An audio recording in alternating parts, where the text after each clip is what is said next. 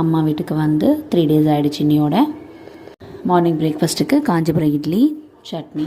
சேலத்தில் மாதிரியே காஞ்சிபுரத்தில் வெயில் ரொம்ப ஹெவியாக தான் இருக்குது. இங்கே பார்த்திங்கன்னா நைட்லேயும் ரொம்ப அனலாக தான் இருக்குது. வெயிலை தணிக்கிறதுக்காக டெய்லியும் ஒரு ஜூஸ் எடுத்துக்கிறோம். இன்றைக்கி வந்து முலாம்பழத்தில் ஜூஸ் போட்டிருந்தோம். ஐஸ் எதுவும் சேர்க்கல, கொஞ்சம் சுகர் மட்டும் சேர்த்துருக்கேன் இனிப்புக்காக. ஒரு 10 o'clockலாம் ஜூஸ் எடுத்துக்கிட்டாச்சு. ஆஃப்டர் லன்ச் எல்லாம் முடிச்சு நல்லா ஒரு குட்டி தூக்கமும் போட்டுட்டேன். ஈவினிங் பார்த்திங்கன்னா அம்மா வந்து முல்லைப்பூ வாங்கியிருந்தாங்க. சேலத்தில் சன்னமல்லின்னு சொல்லுவோம், இங்கே முல்லைன்னு தான் சொல்லுவாங்க. இந்த பூ பார்த்திங்கன்னா அங்கே விட இங்கே கொஞ்சம் பெருசாக தான் இருக்கும்.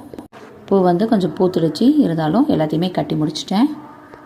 அம்மா கிட்டே பேசிக்கிட்டே அப்படி டிவி பார்த்துக்கிட்டே ஃபுல் பூவையும் கட்டிட்டேன். அதுக்கப்புறம் பக்கத்தில் இருக்கிற அஷ்டபுஜ பெருமாள் கோயிலுக்கு போயிட்டு வந்தோம். கோயில் பார்த்திங்கன்னா இப்போ தான் திருவிழாலாம் முடிஞ்சுது.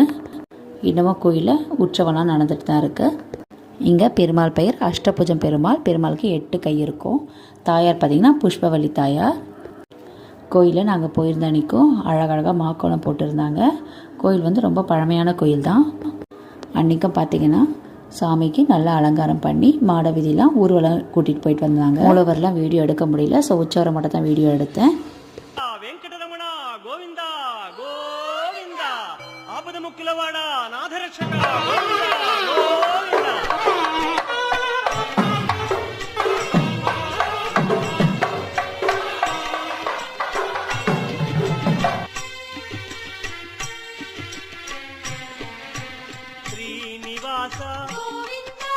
श्री वेंकटेश भक्तवत्सल भागवत प्रिय